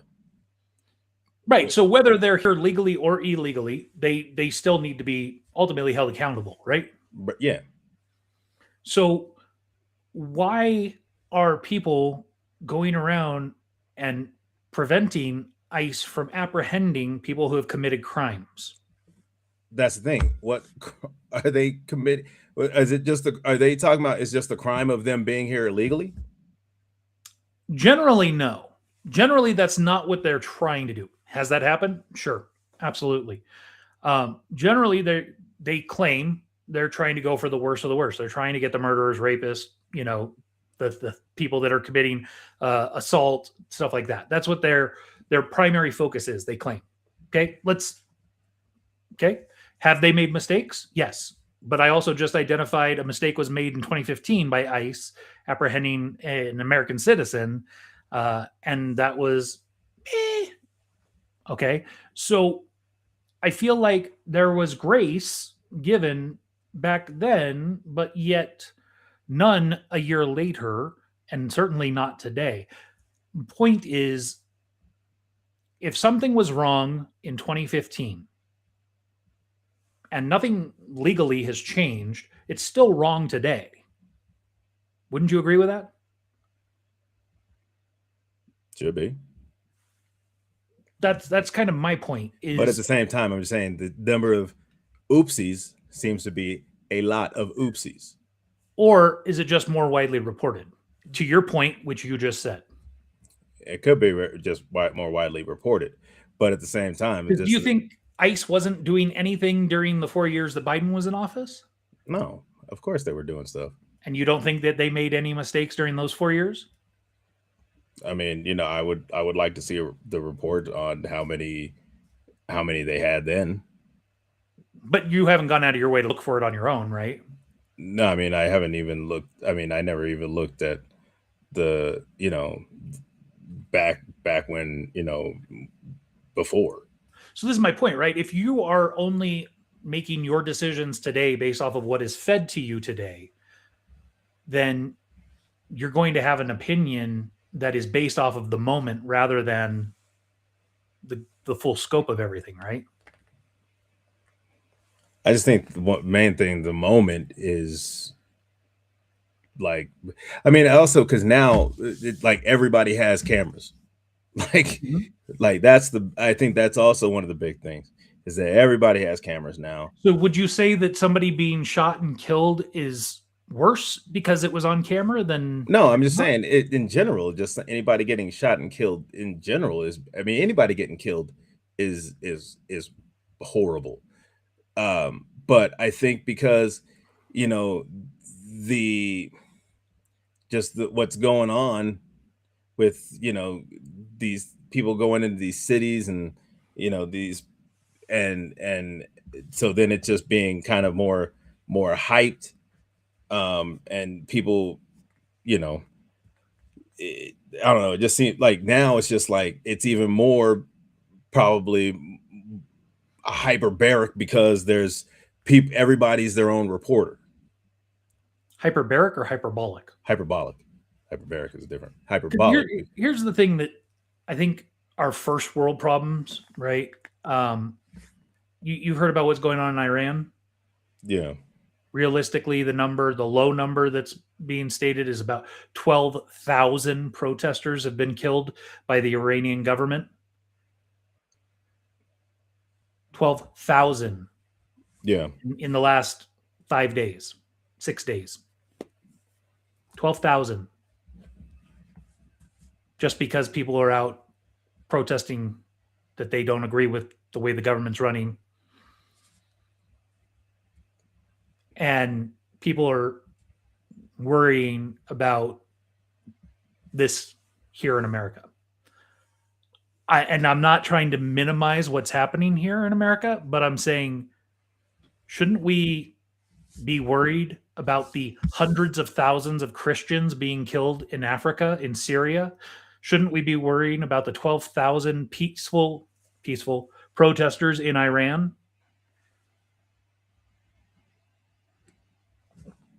I mean, again, I don't.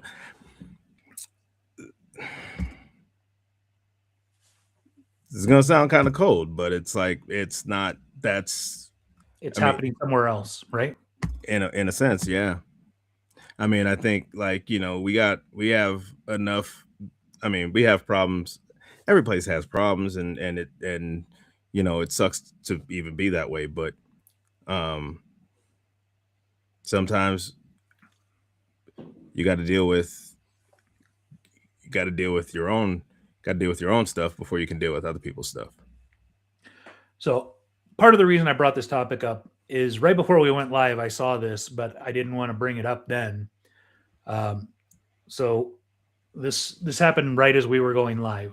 ICE agents shoot Venezuelan national in Minneapolis after shovel attack during an ambush. A U.S. ICE Immigration and Customs Enforcement agent is in the hospital after being ambushed during an attempt to arrest a Venezuelan national in Minneapolis on Wednesday evening. The agent was ambushed by two people while attempting to conduct a traffic stop on an illegal immigrant from Venezuela, adding that the agent fired his gun during the alleged attack because he was fearing for his life and safety. One Venezuelan suspect was shot, but is reportedly to be stable and now in custody. The incident began around 6:50 local time. The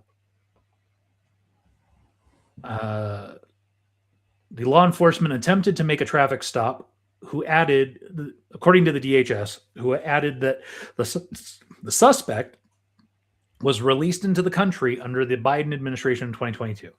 Because let's point blame. The suspect attempted to evade arrest by driving off, but crashed into a parked car. He then fled on foot. You're not doing anything wrong. Why do you got to do that? According to DHS, when an officer caught up to the suspect and attempted to take him into custody, the suspect resisted and violently assaulted the officer. DHS said two additional individuals came out of a nearby apartment while the officer and suspect were engaged in a struggle on the ground and attacked the officer with a snow shovel and a broom handle. The original suspect broke free during the altercation and also began striking the officer with a shovel or broom handle.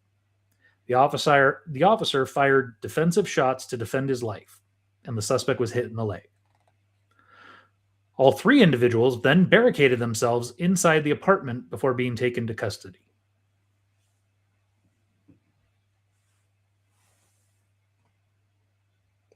That's not good. That's not cool. How do you think that one's going to get spun? We'll see. We'll absolutely see. Yeah. Tomorrow, that's when we'll know, right, what one side is saying versus the other. And again, I can already tell you the right is going to spin it as, look at these illegal immigrants, right? And this is why we're doing this. This is why we're trying to get them out, right? And then the other side is going to say, well, they were scared for their lives, so they were defending themselves or protecting themselves from being, you know what I mean? Like this is the hyperbolic reality that we're in right now. Where the reality of the situation is, should that ICE agent have to be there in the first place? No, the police should be doing their job. Should that person from Venezuela have ever been in the country to begin with? No, probably not. But we can't change the past. Was that? Yeah, because I mean, some of those people from Venezuela were granted asylum and stuff. And again, that story didn't identify. It just said that the Biden administration released him in 22, right? Doesn't tell us why they did. Doesn't tell us, is he here? Because it doesn't say that he's, well, I guess it kind of alludes to that the reason they're trying to apprehend him is likely because he's not supposed to be here. I'm sure one of two things is going to happen in the next 24 hours. We're going to find out that this guy was a rapist or a murderer or something, right? Maybe not here in America, but in Venezuela. Who knows? Either way, the point is the story is tragic both ways. And the point that I'm trying to make to you is stop only taking into account what you're spoon-fed. Go eat, go find food on your own, and take a look at the full picture, not just one side of the picture. You know what I mean? You take a picture, you fold it in half. What's on the other side? There's always three truths to a story: your truth, my truth, and the reality, which is somewhere in the middle. And that's what we as a society need to do more of as a whole is really try to understand the other point of view. We don't have to agree with it, but at least try to understand it.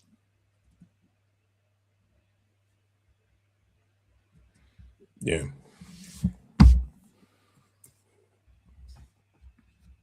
Well, on that sober note, you got anything else? Nah. You got anything going on the next week? Not. Oh, we got shift bids coming up. Oh, when's that?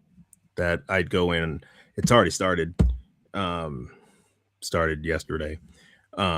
So I go in on, and then there's nothing on.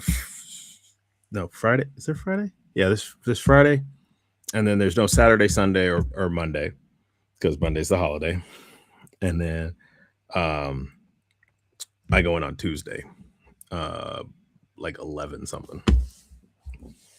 Excuse me. Are there really that many more people ahead of you?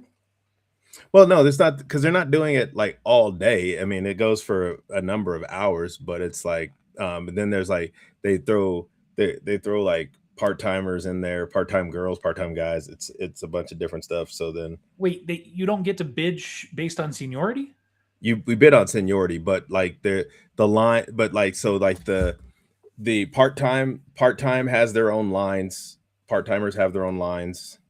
But yeah, there's a lot of people, and the problem is too is that they haven't actually, they haven't cleared the list of people who recently retired, or people who, no, those people are still gonna be around. There's people that are retiring, but they have a hard time getting rid of the names on the list. Like that's the same issue we have with people on like with leave and stuff. Like they'll be like, oh, there's too many people with that day off with leave, but somebody can go in and be like, oh, actually I don't need this day anymore, and they don't take it off. So it looks like the day is full, but the day is not full because one or two people might have actually said, you know what, I don't need that, and they don't change it. Or when people leave, or get retired and stuff like that, they don't, if they're on the leave calendar, if they made that leave before they decided to, either they left early or whatnot, or they decided, they were like, oh, they put it out there and then they figured out, oh, I can retire early, they don't take that off either. So and even on the list, there's a bunch of names, but I don't even know if everybody is actually still there. So some of those people have left. Some of those people are on, they're not there anymore. So it is what it is. But yeah, so I go in on the 20th. What is that? Oh, I go in on the 20th at 11. Actually, my time is later. I think it's like 11:15, but I said I'm going there. I'm gonna try and get there at 11 so I can be early. Because sometimes they run ahead, and even if you have a certain time, if they're running ahead and you're not there, they're like, oh, well, I'm like, bro, what? You gave me a time that I was supposed to be here. Like, so, yeah. So how many full-time TSA agents there are at McCarran? Me, Harry Reid? I was kidding. Yeah. Oh, yeah. No, I don't. I'm not sure exactly how many. I know that. Actually, I don't even remember my number. But like, yeah, I know there's well over. I think some like over 1,000. Seriously? Yeah. I figured you were going to say like 300 or 400. No, I mean, and that's the thing. I don't know. Maybe the numbers aren't the same, because I know like I'm in the high, like I feel like I'm in 900s, but I could be, or 700s. I don't remember. I know I'm like somewhere in between 700 and 1,000. But again, like I said, sometimes the problem is that some of those people aren't there anymore and they don't revamp the list. they don't.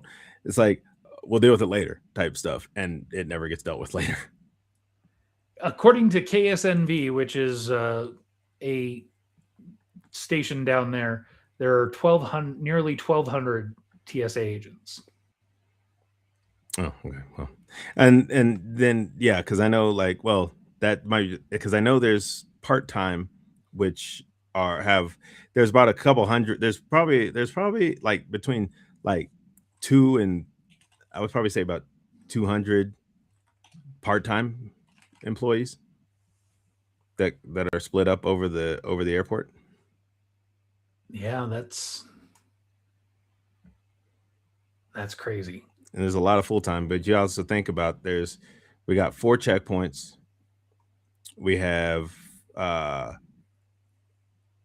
B, C, D, T3, and then there's also there's also another one in T3, which is called Innovation, which is like a morning shift. Those guys are full time. Guys and girls are full time, and they're there just in the morning. Then you actually have to apply for that one, and then there's so four different morning shifts. There's 4 different mid shifts, 4 different night shifts, and then there's part timers sprinkled in there. There's like part time in the morning, part time in the afternoon, part time at night, and so yeah, all that's got to being taken into account as well. So when it comes to your shift bid, are you hoping or trying for the same schedule or? Yeah, I'm gonna try and stay. I mean, the only difference I might do is if I can I'll work Tuesdays, and just get Wednesday, Thursday, Friday. But if that's possible, that's the whole thing. Is like a lot of people like in the 410s and wanting to keep running. Yeah, I definitely want to stay on the 410s. So it just like if the Tuesday, Wednesday, Thursday is what's open, then I'll take it. If I get lucky and there's maybe like a Wednesday, Thursday, Friday, absolutely. I doubt there will be like a Thursday, Friday, Saturday available, because those are like that's the thing. Is like a lot of people are like, oh, what days are open? Blah, blah. Like, they're constantly looking to see what's available. What I normally end up doing is on Sunday, because it's down near our break room. That's where everybody bids, is down near our break room. So Sunday, what I'll do sometimes, I'll just go in and I'll kind of look at what's available on the list at that point in time, because I know on Tuesday, by the time I go, some of that stuff will be gone, but some of it won't. So that's when I kind of make my decision on, I kind of see what is available, what are the days off type deal. That's when I'll kind of look. I won't bother looking prior to that, because it's just I know, like most of the like you could put down, oh, these are the ones I want, but the likelihood of you getting those, depending on, like, if you're new, forget it. You're gonna get stuck with pretty much like you're working mornings for the most part. There's a lot of people that do like mornings. Don't get me wrong. There's a lot of people like mornings. There's a lot of people that we've had a lot of people that that are morning people. They just like that shift. Then there's like other people who like the afternoon shift. Like I like the afternoon shift because it is 10 hours. If they had like, I don't know, at this rate, even if they had it, I've worked the nighttime shift, and it's pretty easy. And it's like the most pay, but again, like I do like the 10 hours instead of the 5, not the 5/8. I would much rather do 4/10s over 5/8. So just out of curiosity, so retirement wise, it looks like from purely pension standpoint, TSA is pretty not amazing. Looking at what the payout is, are you doing the 401k as well? Mm-hmm. Yeah, because it looks like. Do you know what your pension looks like potentially? No, not really. So this is important to know. So the way your pension is worked out is it's 1.1% times your high 3-year average times the number of years you work. So, how old were you when you started?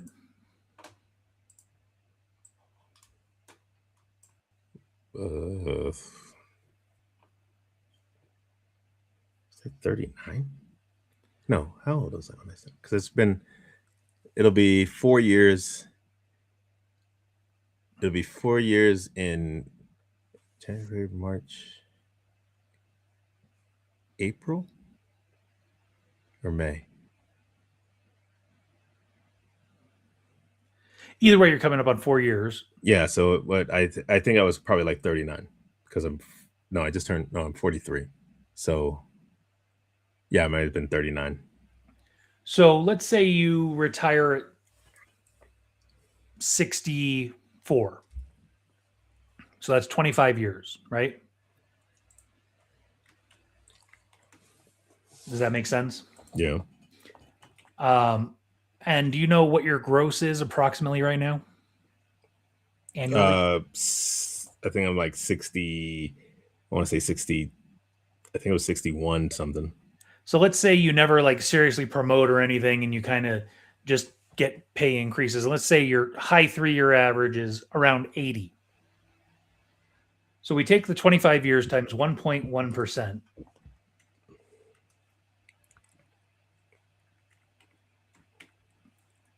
And we times that by your 80,000 a year average for your 3 high. That means that your pension is going to be approximately $22,000 a year. And if you divide that by 12 months, because they're usually paid out monthly, your gross would be around $1,833. Luckily in Nevada, if you continue to stay here, there's no income tax. So a majority of that's going to come home.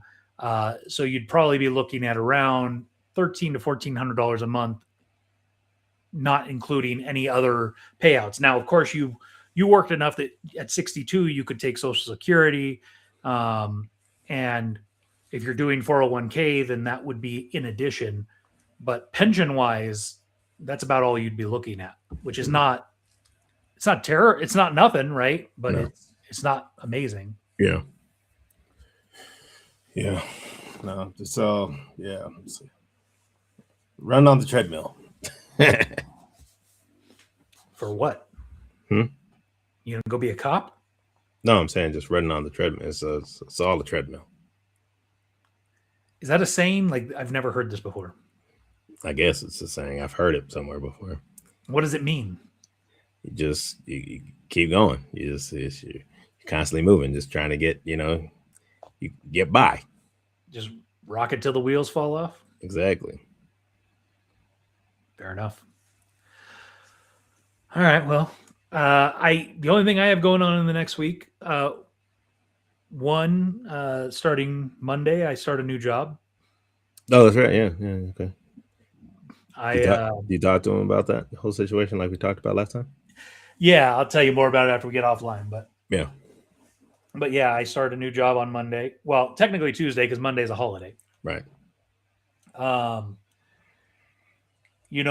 dad was supposed to have surgery this last week. Yeah. And that didn't happen. Right. Again, he was supposed to have it 2 weeks ago. Oh.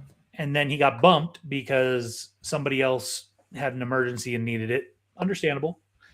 But then he got a cold. So I guess, out of the other side, it's a good thing it didn't happen because if he had gotten that cold right after surgery, that'd be really bad. Yeah. So he had to wait to get better. More or less. So it's looking like coming up a week from today. Hopefully. That's the tentative plan. So the 21st? Yeah. The 21st. So we won't be doing next week then. We probably will. Okay. I would rather say yes, of course we are, meaning everything's great and went well. Well, I'm not saying that for any reason bad. I'm just saying because. Yeah, I will. I do. So I actually have a doctor's appointment that morning myself. Oh. So I plan to, go to my doctor's appointment and then probably spend the rest of the day at the hospital. So, unfortunately, my doctor's appointment is down in Gardnerville, and where the surgery is happening is here in Reno. So it'll be it'll be a morning of travel. But obviously, be thinking good thoughts, of course. Always. Dan. And of course, thanks for following up to ask how the surgery went, because until now you should have known it was happening Monday, but that's okay.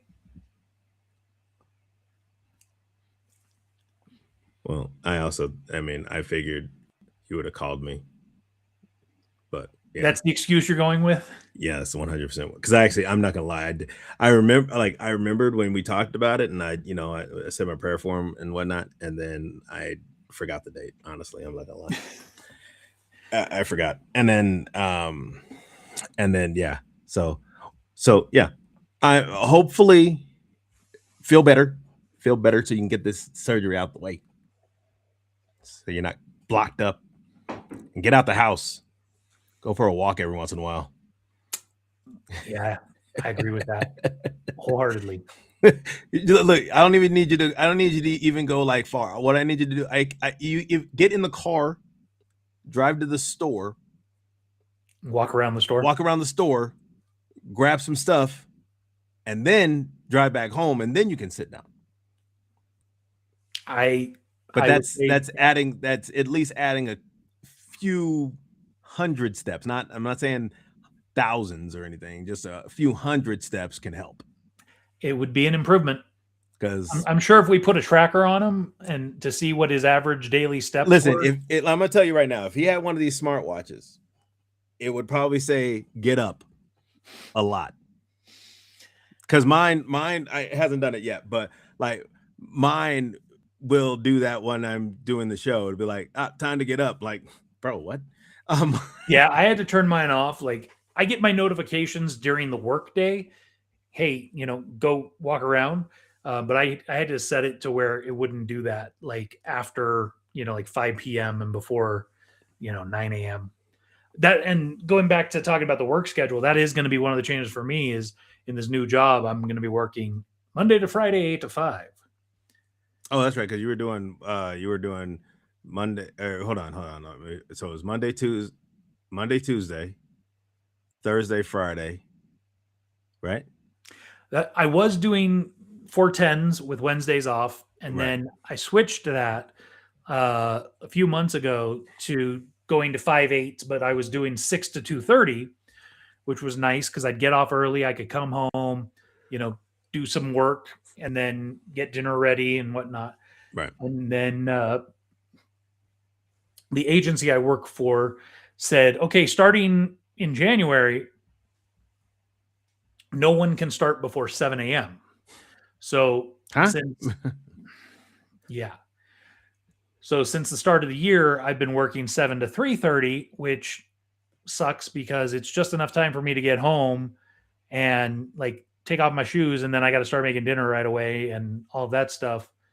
And I like my sleep, so it's not like I'm getting up at the same time. Right. So the 8 to 5s, I'm not looking forward to, because that's even less time for me to prep for this show or do other stuff. So we'll see. I just got to figure out how to adapt and, go from there. Yep. That's the one that's closer to home, though, right? Yes, it is about 8 minutes door to door. Yeah, so that's not too bad. Yeah, because you don't have the same amount of time to chill. I will say, gotta get stuff going, but because it does sound like I may be able to slow cooker, bro. It does sound like I may be able to, after I get through my first few months and finish training and everything, I may be able to, switch schedules and go to maybe like 410s again.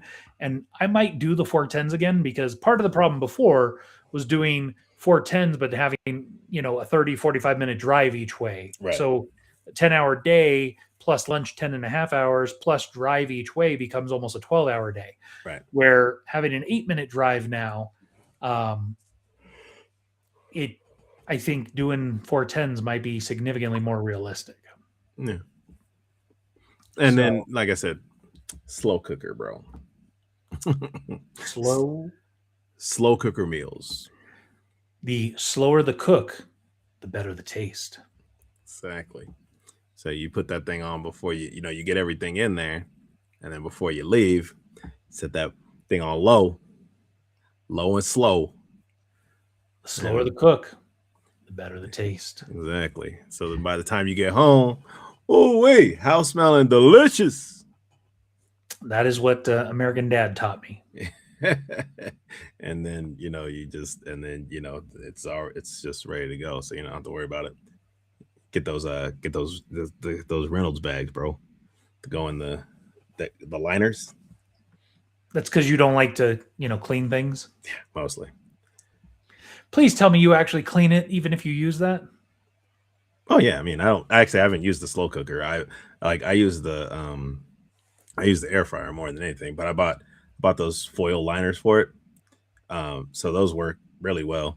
So I still got to clean up because popping and stuff like that. But that's way easier to clean up than using the inside thing, the one that's already in there. So that's what I do, just because then also I don't have to worry about the oil falling in. I just pull out the foil, throw it away, and then just take a soapy sponge and clean out the stuff that popped, and then rinse it out, put it back, dry it off, put it back. So air fryers are an amazing thing. Yeah, I kind of want to check like that crispy one. You seen that one, the Ninja Crispy? Is it just an air fryer? But it's basically an air fryer with a glass with a see-through container. I think that's what it's called, the Crispy. And so it's good. Like a lot of people, I've seen a lot of people doing cooking videos using it recently. I mean, is it just a gimmick? Because I mean, my air fryer has a glass door and I can see what's going on inside. Oh, I don't know. This is just the one of the newer ones. It they say it's good for the dehydration and stuff like that too. So it's like a dehydrator and stuff. Yeah. So I don't know. That's the one I've seen a lot of people online using recently, the cooking videos and stuff. I've seen a number of people using this one recently. Okay, but it at the end of the day, it's just an air fryer, right? I guess I know it's an air fryer, but I think it does. I think it does a little bit more than that too. So